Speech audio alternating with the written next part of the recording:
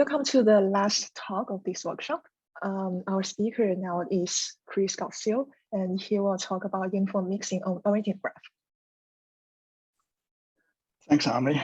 Okay, I want to thank everybody who's participated. From what I can see, it's gone very well. I'm happy with what happened.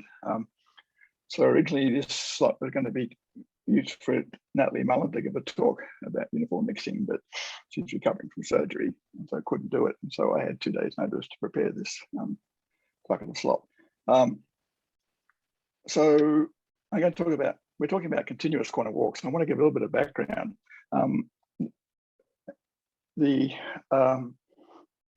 So I prefer to, in working with quantum walks, I often use density matrices rather than using unit vectors by state. So I'll give a little background. So a density matrix is just a Posse semi-definite matrix with trace 1. Now, the quantum walk is controlled by a transition matrix, which is really a one-parameter family of matrices. So your unity matrix is U of t. And so if your system is initially in a state given by a density matrix D, then at time t, it will be given by the state ut d u to the minus t. Now, since ut of unitary, that state, that matrix is similar, interally similar to the original matrix, so it has the same trace, still Posse semi-definite, so it's still a state. Now, for what we're doing today, the unitary is always going to be given as exponential of ITA, where it's the adjacency matrix of the graph. Now, you can use other matrices, Laplacian, Silas Laplacian, obviously the adjacency matrix. And yes, the physicists usually would always write exponential of minus ITA, but I have problems with minus signs and inequalities, so I'll leave it out. It makes no difference. And so I'll leave it at that. So the other thing's going to be different today. I'm interested in the situation, as I said, you can use other matrices. And one matrix you can use is to take an oriented graph where between each pair of vertices, there's at most one directed edge. So there's either an edge going from I to j or an edge going from j to I or nothing. You get an oriented graph. Now, an oriented graph is well represented by a skew symmetric adjacency matrix. And so you see there, so I'm going to use S most of the time. So SI generally will be 1 if the arc goes from I to j, and -1 if it goes from j to I. And so you can talk in terms of heads and tails, but Harmony and I are always disagreeing as which is head and which is the tail of an arc. But so the point is that given an oriented graph, you could represent it by a skew symmetric matrix. Now, so now you write that. Now the transition matrix for your quantum walk is this case given by x of, the way I do it is going to be given by x of ts. Okay, so there's no I in there. Now, if you take one for example, you'll have 2 i's in there. Okay, so the point is that if S is skew symmetric, then I times S is emission. And so to get a quantum walk, you want an emission matrix H, and then you look at x of ITH. So you can write this in a more usual form, but I'm just writing like this. The advantage of this, as you see in this case, if we're working with oriented matrices, oriented graphs, that the transition matrix is actually a real matrix. It's orthogonal, not just unitary. Okay, so so this gives us a new class of problems. We could be looking at oriented graphs. As far as I know, the first people to look at this was Tino and his REU students, and they looked at questions about pellic state transfer on oriented graphs. And they showed, for example, you could get situations. Now, normally with state transfer in a graph, if you get transfer from A to B, then you get transfer from B to A and you can't go anywhere else. This is often called monogamy of PST. But if you're using oriented graphs, pellic state transfer is not necessarily monogamous. So different things happen. So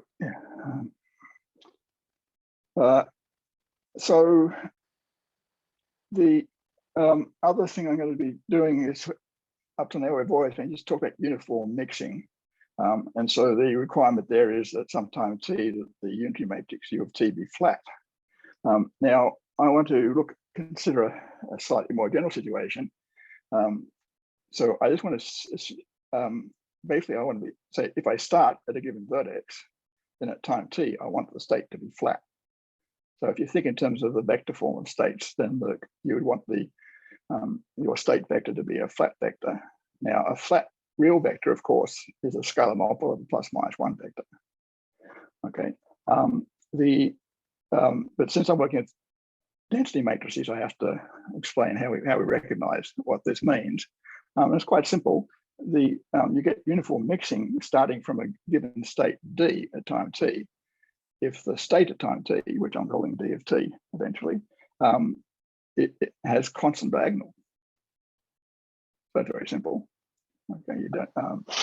And now, as more or less the only case states that I'm going to be considering as states corresponding to single vertices. So my density will be E sub A times E sub A transpose. So that's the matrix with a 1 in the AA position and 0, 0 everywhere else. And that's a density matrix. And so now I can compute, if I've got my graph, I can compute D sub A of t, and if the diagonal is constant, then I'll have uniform mixing starting from the vertex A. Now, to get the uniform mixing we've been talking about earlier, I would want D sub A of t circle I to have constant diagonal at time t for each vertex A.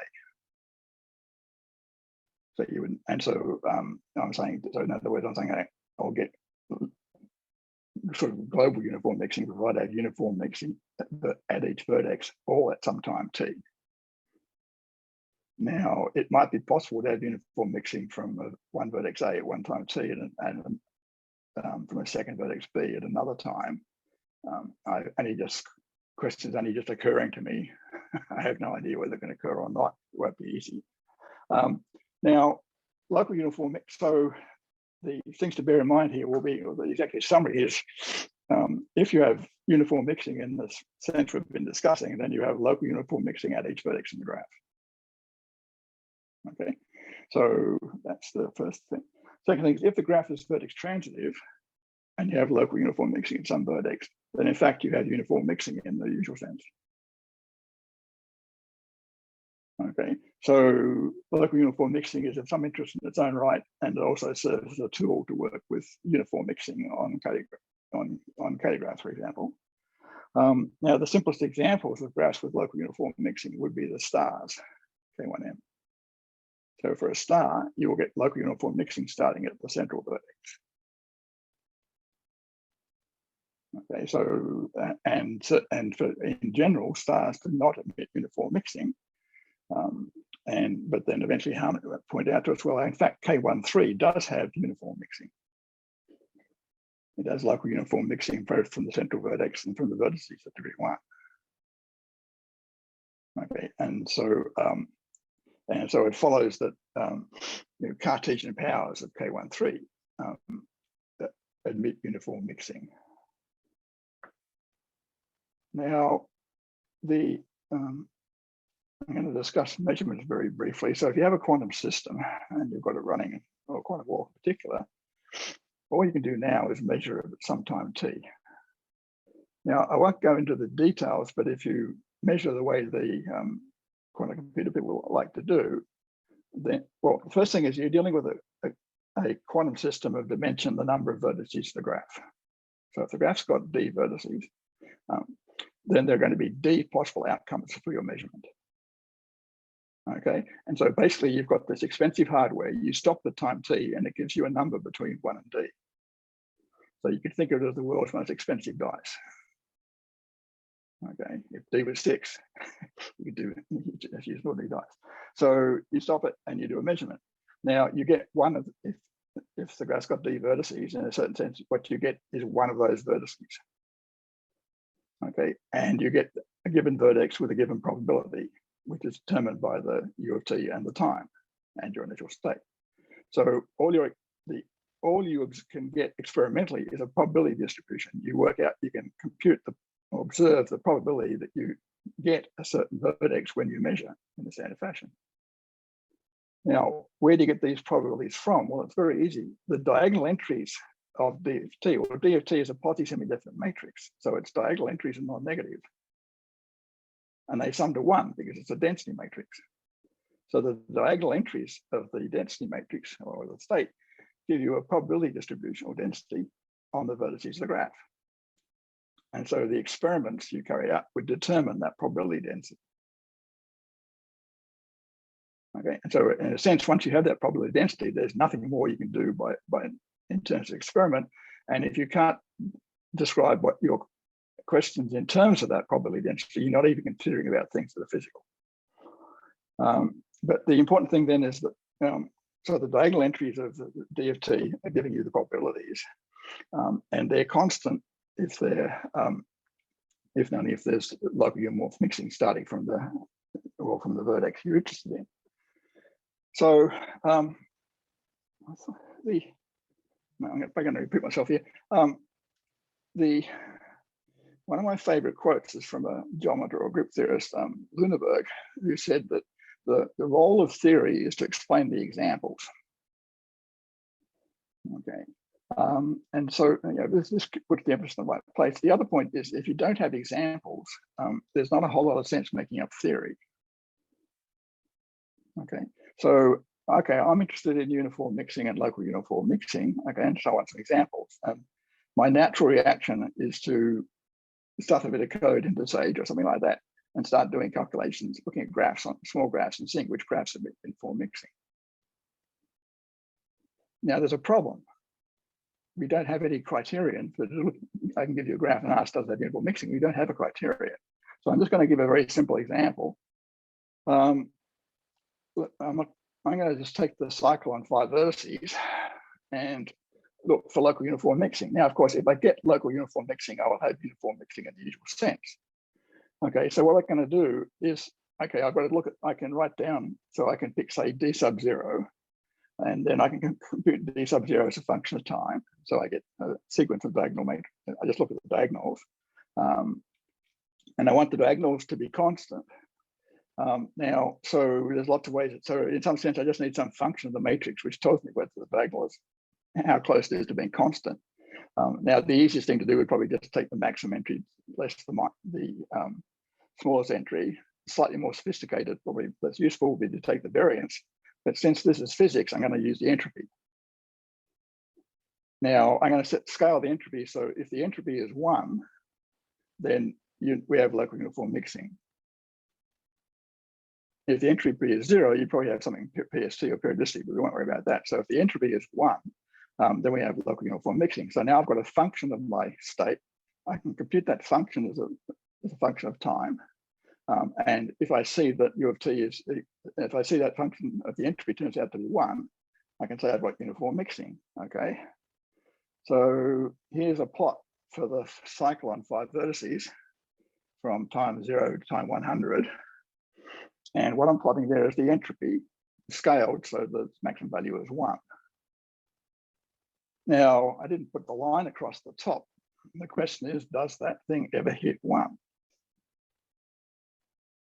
Now, there's an added complication here because plotting software these days is often adaptive. So if you run the same plot twice, you won't get exactly the same results if you start looking at the decimal places. Okay. And so now, if you're an optimist, you might say, well, it's getting close to 1, so surely that means it gets equal to 1. But if you work with perfect state transfer, then you realize we have pretty good state transfer, and so we don't necessarily get to 1. So the point is, from this plot, I may think there's a chance, but I can't prove anything numerically. So I have no way, a numerical computation, of deciding whether the cycle on 5 vertices emits uniform mixing. The other comment I'll make is that if you're looking at any continuous or discrete walk, and it reaches a certain state at a time t, then it will return to within epsilon of that state infinitely often. So in some sense, all walks we look at it are almost periodic. So that, and you might think you're seeing that there, but the time scale for the periodicity is very long, so we're really not seeing it. Okay, so I'm in this problem, and so this is the thing I'm thinking about. So how do I get to information? The other point is, if I'm going to do numerical computations, it would be nice to know that if I had uniform mixing, it was going to occur before, say, t equals 50. I mean, there's nothing saying exactly you get uniform mixing at 1000 as far as this graph is concerned. I know nothing about that. So I don't know the time, and I don't have a condition. So, well, it turns out, and this is one, so the reason I want to think about oriented graphs is because for oriented graphs, I can actually get some theory, which will help. Now, I could say, why look at oriented graphs? Well, they're interesting. I mean, as I said, Tino and his REUs looked at it, and they had, and my student Sabrina has looked at questions about oriented graphs, so they are interesting. But the other reason is there's a close connection to bipartite graphs, and that's what this slide's showing, or this piece of text is showing you. So if we have a bipartite graph, then everybody here realizes you can write the adjacency matrix in a block form. And I've just done it there. And a little calculation is showing that so we always get 0 B, B transpose 0. Now, what I'm doing is I replace B by minus B. Now I have a skew symmetric matrix. So I've turned the adjacency matrix into a skew symmetric matrix. But the point is that skew symmetric matrix is similar to minus I times the adjacency matrix. So in fact, I times the skew symmetric matrix and A are similar. And so that means that questions about or results about walks on oriented graphs give me information about walks on bipartite graphs. Okay, so I'm not just looking at oriented graphs because it's a nice generalization, there's something different to do. They also give me information about bipartite graphs. And of course, while I'd like to be able to work with uniform mixing on graphs in general, I'll be happy to get good information about what goes on bipartite graphs.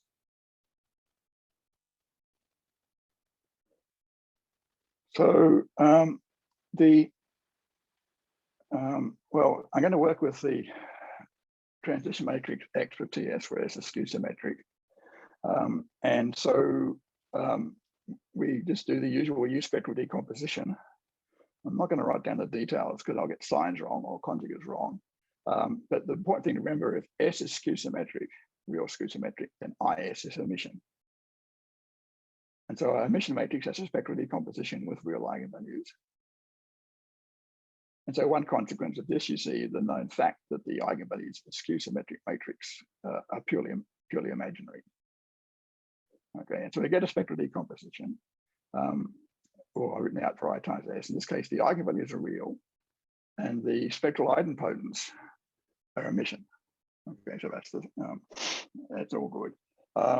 Now, there's a little bit more we can say. The eigenvalues of IS are symmetric about 0. This is like the bipartite graphs for the adjacency matrix. The eigenvalues are symmetric about 0. So this is a mild generalization of that.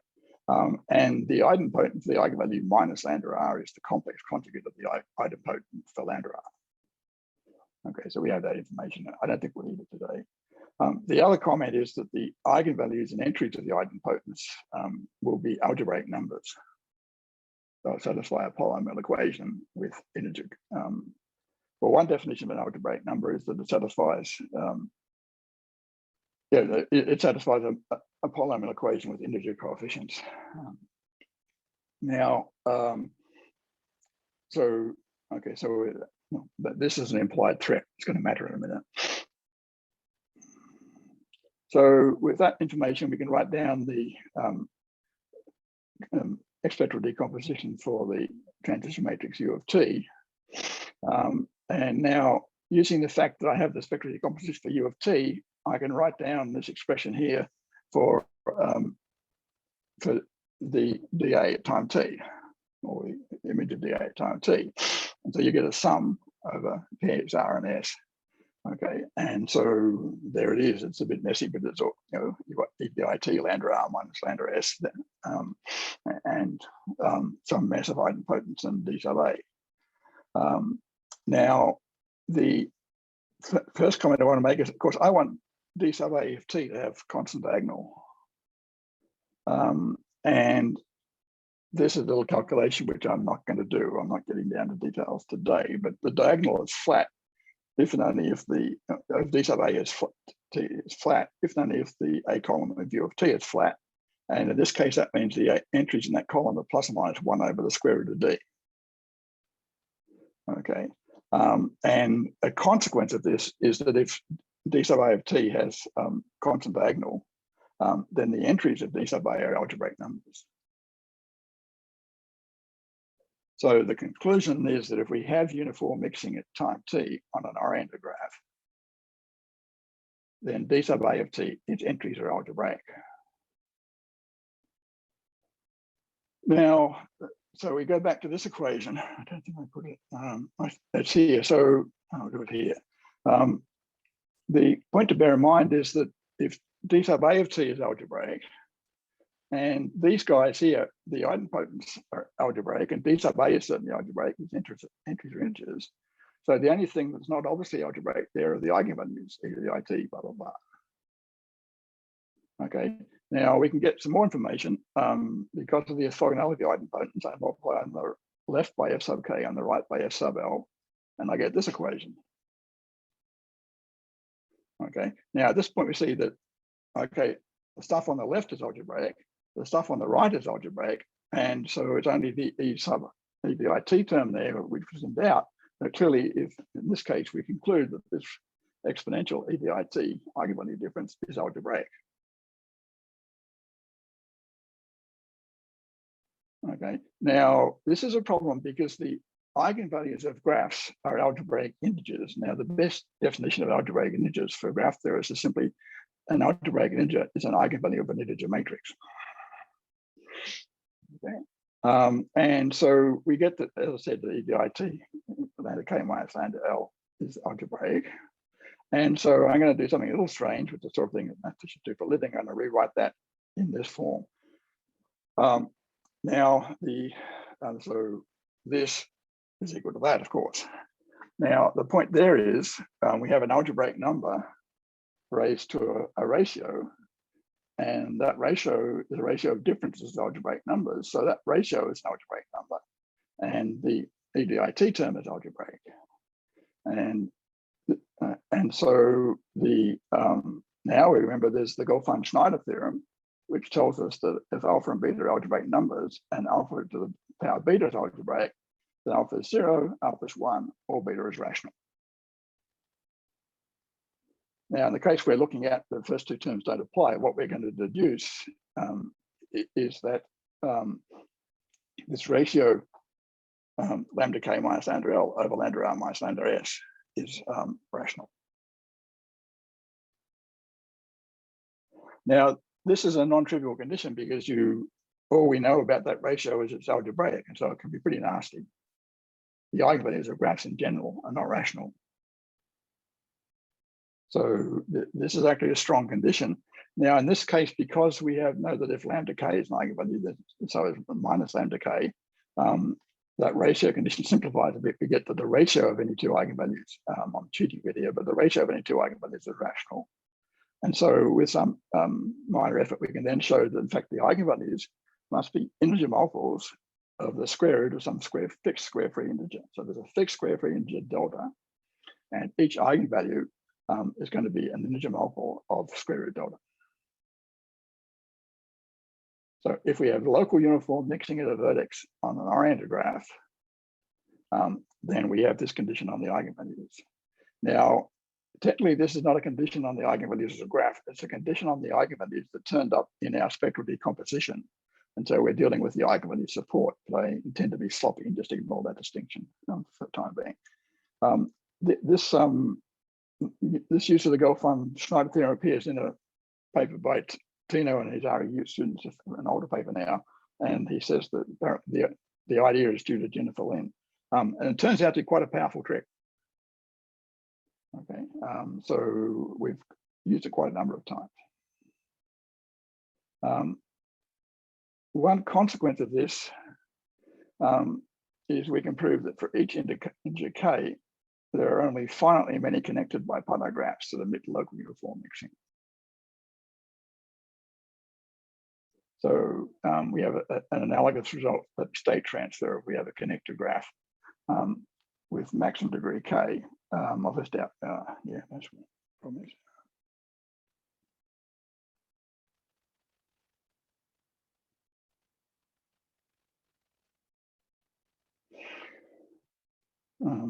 So for state transfer, there are only finite many connected graphs with maximum degree k that emit. For state transfer for uniform mixing on bipartite graphs, the same result holds. I don't know what happens in the non-bipartite case. The other thing we can do is prove that if p is a prime greater than 5, then the 5 cycle, and then the prime cycle does not emit uniform mixing. And this observation, this is due to Natalie Mullen. I'm not going to do the general thing, just look at the cycle on 5 vertices. I've written down the eigenvalues there. Okay, and they don't satisfy the condition, that ratio condition. √5 minus 1 over √5 plus 1 is not. So the point is that the ratio of any two eigenvalues must be rational, and √5 minus 1 over √5 plus 1 is not rational. So you don't get uniform mixing on the cycle on 5 vertices. Okay, and you can work out, and you can show very quickly that for any prime cycle with p, prime p greater than 5, you do not get uniform mixing.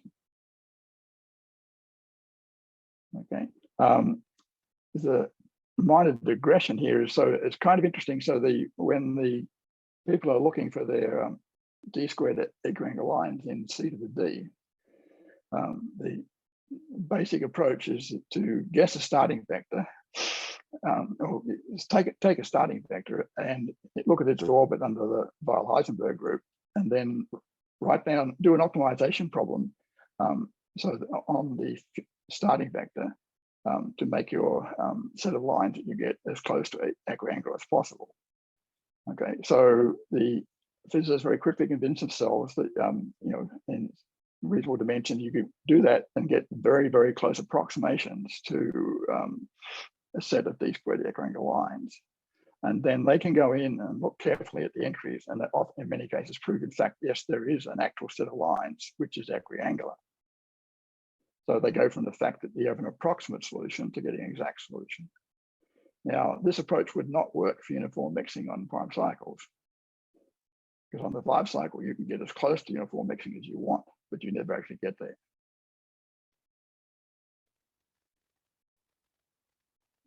So,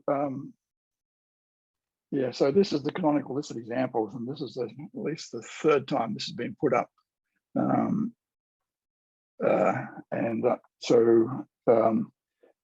Other people have examples on that, but so Natalie looked at Cayley graphs Z2 to D, Harmy looked at Cayley graphs for Z3 to D and Z4 to D. The other comment that Natalie Mullen proved that the prime cycles do it for each prime P, P greater than or equal to 5, the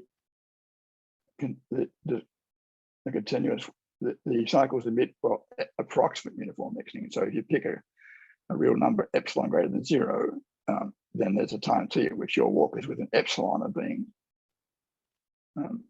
uniform. Okay, so there is approximate. So that what we saw with C5 is entirely typical. We do not get uniform mixing. We do get as close as you want. Now, the sting in the tail of this is, I say, you get as close as you want. The problem is whether you will live long enough for it to happen. The waiting time is very long. We won't go into that.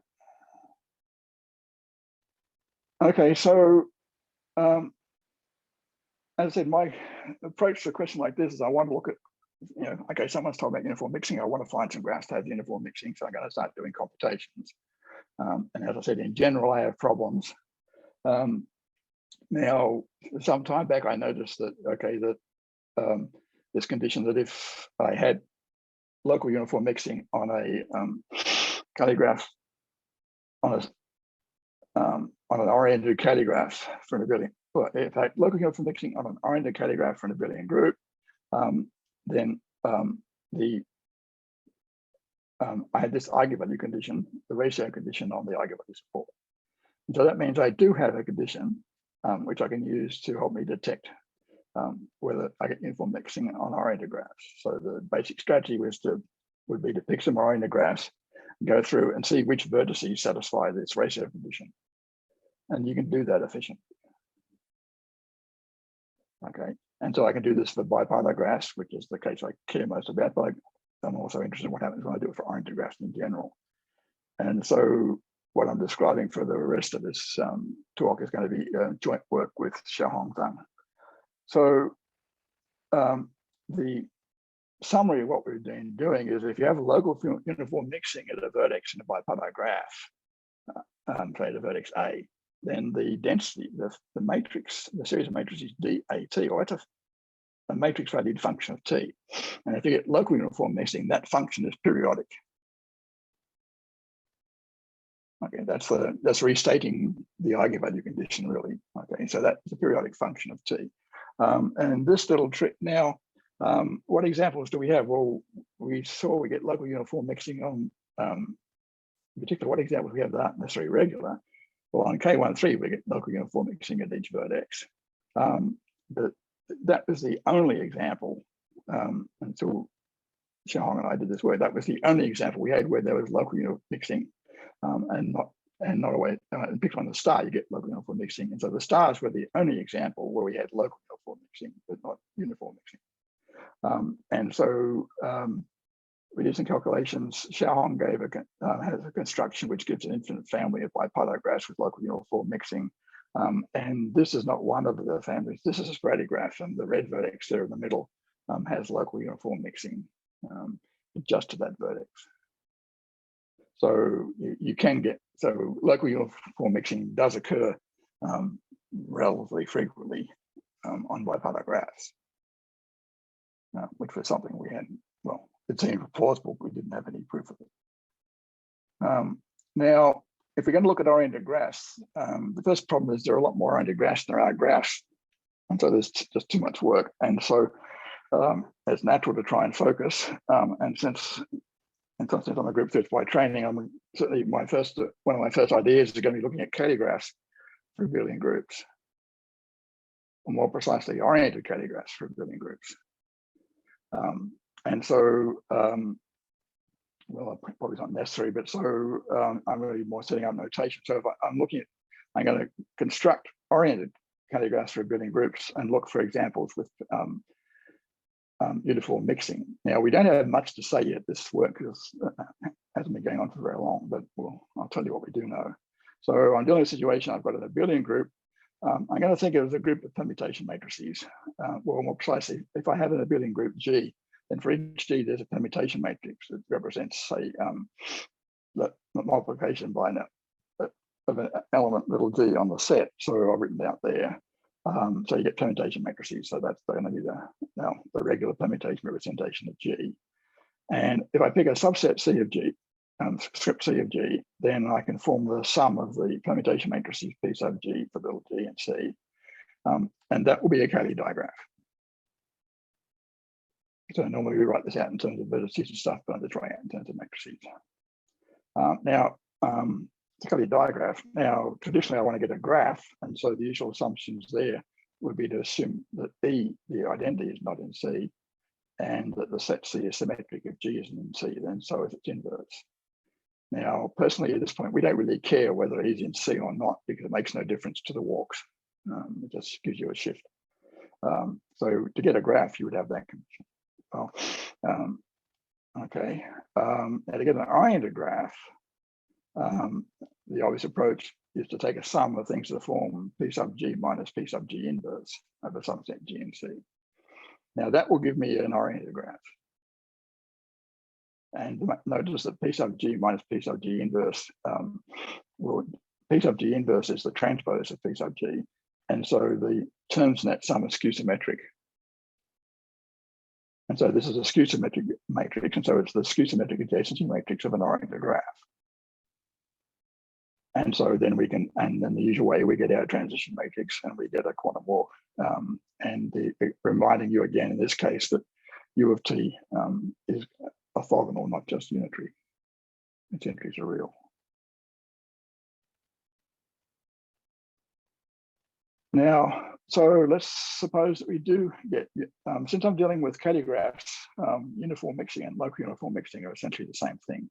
So I'm not going to worry about that difference much. If we do have uniform mixing at time t, then U of T is a scalar times a plain old-fashioned bottom minus one entried Hadamard matrix. It's 1 over root D times a Hadamard matrix. And that's because the flat orthogonal matrices are exactly scalar multiples of Hadamard matrices. Okay. And so one consequence of that is that then for Hadamard matrices, D by D Hadamard matrix to exist, then either D is equal to or D is equal by 4. So we have a condition on our group already. The other point is that since the Hadamard matrix is sitting in the, well, I'll say a bit more about this in a moment, but sitting in the group scheme for the abelian group, that Hadamard matrix is regular. The row sums are constant. That applies the order of Hadamard matrix must be a perfect square. Okay. So if you're working over Z2 to the D, then you're going. Now the other point I'll make is that you can view this Hadamard matrix as a bent function, and you know that bent functions have to occur in even dimension, and that's a consequence of this fact. And it's essentially the proof that the people in bent functions would use. Okay, so we have this condition on the parameters, the number of vertices that must be a perfect square and divisible by 4, unless you're looking at D equals 2, which I suspect you're not. The other comment would be that the eigenvalues of S, this symmetric matrix, must be integer multiples of y times square root of delta, to some square free integer delta. Probably delta greater than 1, just to avoid trivialities. Okay, so now there's an analogy here. If you're looking at say perfect state transfer on a Cayley graph for abelian groups, then you deduce that the eigenvalues must be integers. Okay, but the okay, in this case we've got our condition, so we're getting that the eigenvalues of S are integer multiples of the I times square root delta of some delta. Now the problem at this point is I want to actually go off and generate some of these Cayley graphs and look at what happens. And so I need something better than going through and guessing what sign to put on some, picking a subset, attaching signs arbitrarily, and then running the situation to see if there's a walk. So the question is there this is not an open problem in a certain sense. Obviously, this is what we talked about for the next few minutes of talk. Can we identify the connection sets that are going to give us the right arguments? Because then I have then I can think about generating the Cayley graphs and looking for a perfect state transfer, and so not perfect state, looking for uniform mixing. And since the graphs, since the DAFT is actually periodic with some finite period, I don't need to go to T equals 100. And there's going to be going to something nice and reasonable. So there'll be a finite interval 0 after mu. And if uniform mixing occurs, it occurs in that interval. So at least I've localized the place where it occurs. So I have a feasible search problem. Okay, so I want to answer this question about the eigenvalue condition. And so I need to talk about association schemes. And I'm going to do this in a slightly unusual way. I'm not going to bother directly with the schemes. I'm going to start with the algebras. Now I need one preliminary result. So I define a Schur polynomial in a matrix to be a linear combination of the Schur powers of that matrix, or to put it another way, you take your favorite polynomial and you apply it to each entry of the matrix. And so that map is I'm calling it a Schur polynomial. Now there's a nice little exercise here. If you have a Schur closed vector space of matrices, it has a unique basis consisting of 0, 1 matrices. Basically, if I give you a matrix, you pick it, and with an entry 2, you can pick a polynomial which takes the value 1 at 2 and 0 on the other values of the matrix, other entries of the matrix. And so then you get a 0, 1 matrix. And so you get that there's always a basis of 0, 1 matrices. So that's going to be useful. It doesn't play a role in the next thing. So a Bose-Mesmer algebra is a commutative Schur closed matrix algebra, which contains I and J, and is also closed under transpose and complex conjugation.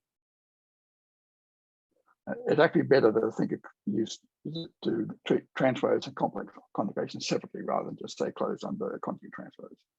So that's the Bose-Mesmer algebra. Now, by the lemma there, it follows that any such algebra is going to have a basis of 0, 1 matrices.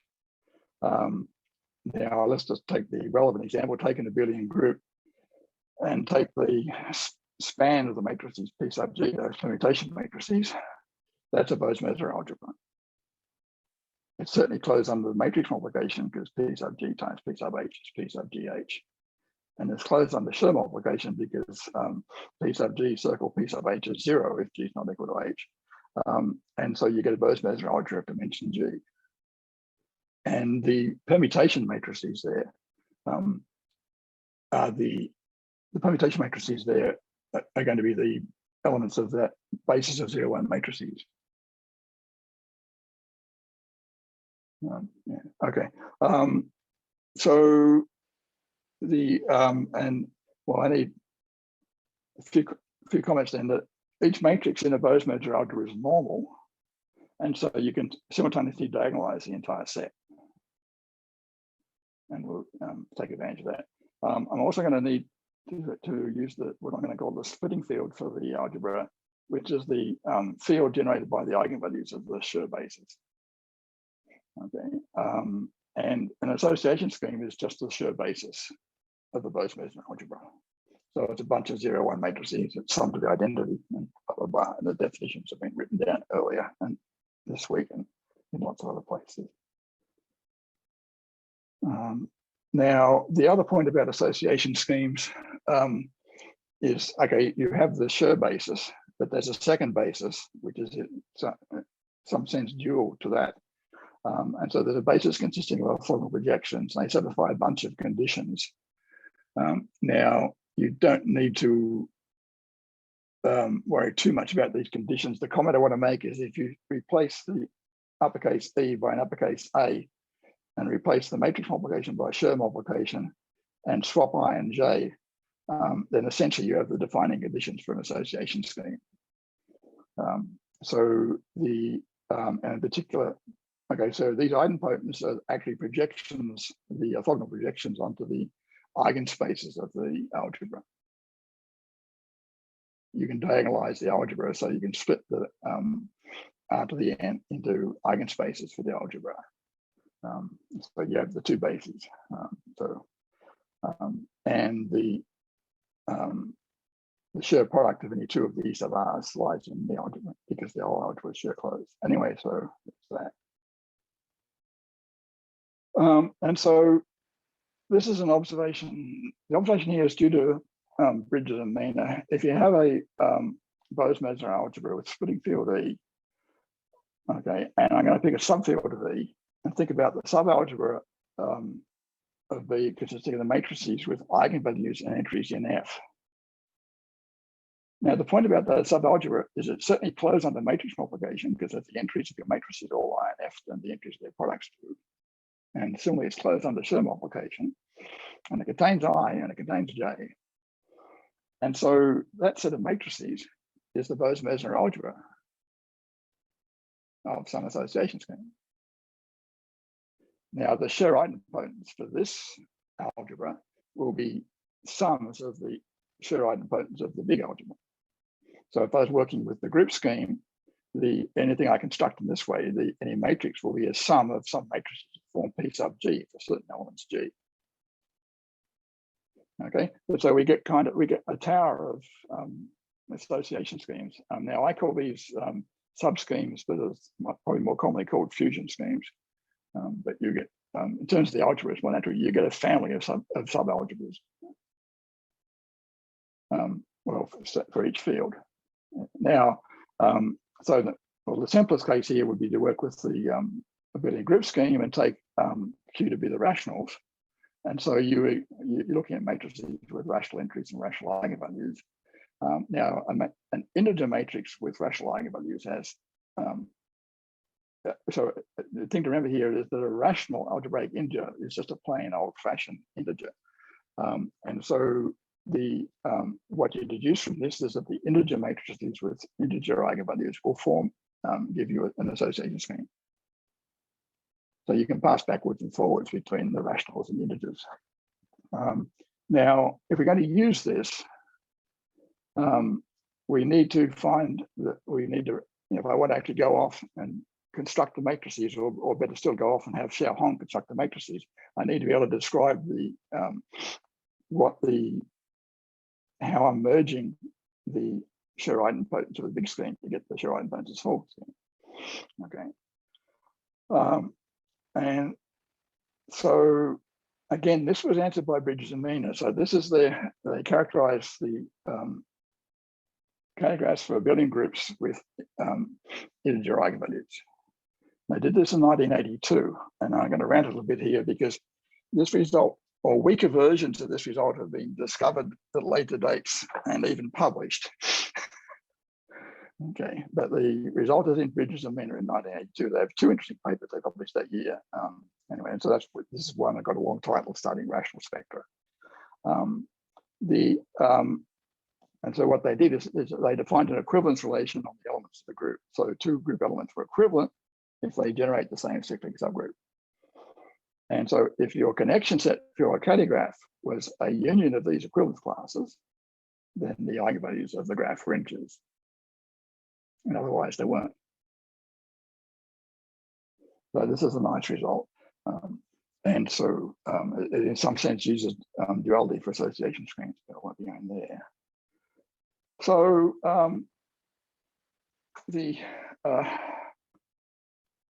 as I said, the Bridges and Mina's observation that you can use the subfields to get subschemes, it's very nice and it's very simple. The problem is, as I said, is to get an explicit description of the classes you're going to use. And so they did that. They said you take these power equivalence classes. Okay. Now we're working towards looking at oriented graphs with eigenvalues integer times the square root. Okay. And so we're trying to characterize those. It hasn't been done before. Now the tool I'm going to use is what I call a Bose-Messer automorphism. And this satisfies the obvious conditions. You have a map, a linear map from which commutes with the matrix multiplication, commutes with Schur multiplication.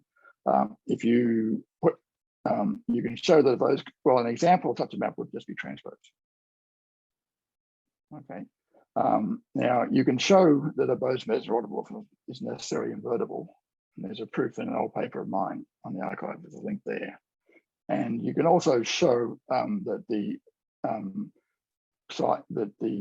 any Bose-Messer automorphism commutes with conjugate transpose. That's not in the paper, but you can do it. Now, so you have an automorphism, what I'm calling Bose-Messer automorphisms. And again, it's a simple observation. If you look for the matrices in the Bose-Messer algebra that are fixed by some Bose-Messer automorphism, then they form a Bose-Messer algebra subscheme. And so if you look at the quantity class, if you look at the scheme for an abelian group, then the symmetric matrices in that scheme form an association scheme. And they will have real arguments. Okay.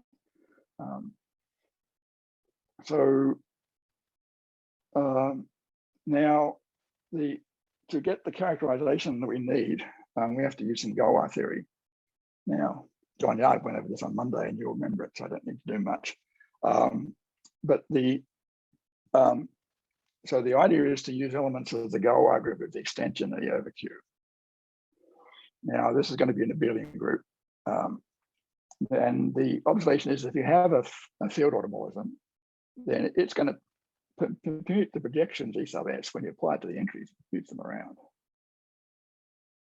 Now, I'll be a little careful here because the field automorphism is not giving you a linear map of the Bose-Messer algebra.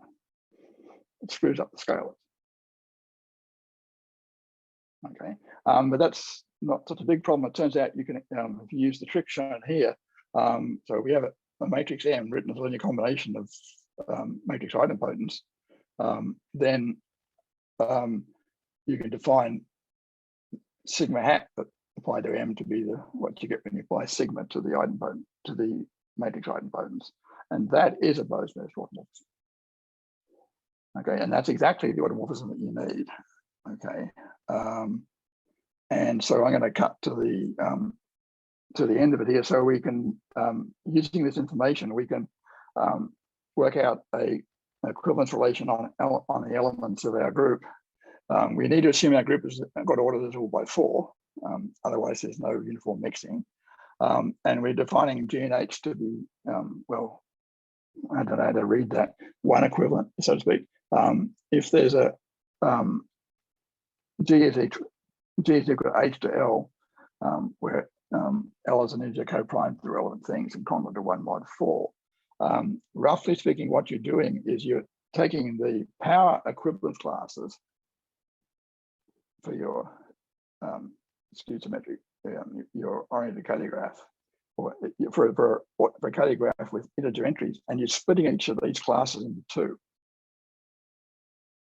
according to whether something is congruent to 1 or 3 mod 4. And so you would split each of the, take the integer. So one way, so the way to get a Cayley graph with eigenvalues integer times I is to take a Cayley graph for with integer entries, and then split each, and this is not too much of a surprise, but you have to prove this, and split each of the matrices, you split things into 2 classes, and that gives you a Cayley graph with eigenvalues integer times I, and all Cayley graphs for abelian, oriented Cayley graphs for abelian groups with eigenvalues integer times I arise in this way. Now, we have the result for what happens when you look eigenvalues of integer times I times square root of delta, but it's more complicated, and this is complicated enough, and so I'm not going to go into that. So that's for saying what I just said. And so this brings me to the problems. Now, so just first question, just to make nice and concrete, does the cycle of 9 vertices admit uniform mixing?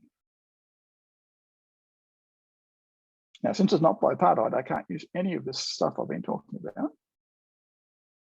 about. Natalie thought that it didn't, and I'm inclined to trust her feelings about these things. If you do C9, I'm just going to turn around and ask you about C15. I mean, there's a family of things. C9 is just the first open case. Natalie conjectured that K graphs for Zn to the D, where n is greater than or equal to 5, do not admit uniform mixing. And she also conjectured that if an arbitrary graph admits uniform mixing at time t, then EDIT is a root of unity. I think that's a pretty brave conjecture, but the point is we know almost nothing. We have almost nothing to say about uniform mixing in non-bipartite graphs. Okay. And the other question I'd simply ask you, is there a tree on more than 4 vertices that admits local uniform mixing at more than 1 vertex? We don't have any examples of that yet. We may find some, I don't know. And so thanks for your attention. And I want to point out to Sebi that there are no elephants or zebras on that slide. Thank you, Chris. And let's thank all the speakers for their wonderful talks. Okay, and before we go into the question session, just a reminder, there's a social event at GatherTown this afternoon at 1 p.m., I think. Okay, feel free to join us. Okay, so I see in the chat that Crystal has a comment on C9. So let's start with that. Chris, C9 does not have uniform mixing. Why? Did you prove that? Yeah. Yes, I quotiented it down to the distance partition with respect to a vertex, and then you can write the condition for uniform mixing in terms of the P and Q matrices of the scheme of C9, and then you can have Sage solve it, and then it tells you there is no T where it will have uniform mixing. That's very so nice. Computationally. So you didn't prove nice. it, but Sage proved it. Correct, but the whole color theorem is also proved by the computer, and yeah, I don't mind that. I did say when I posed a question that if you solve C9, my next question was C15. But I solved it in the negative, so. Well, that's all right. Yeah, I mean, the C15 have uniform. Yeah, I remembered you mentioning that to me. I'm sorry, I forgot. But C15, like the quotient, it has like 8 things, so it's still not doable. Crystal, can you extend it to C27? No. No, because like C9 is a 5x5 matrix. So there are not that many variables. And then Sage can solve it, and then you can trust Sage.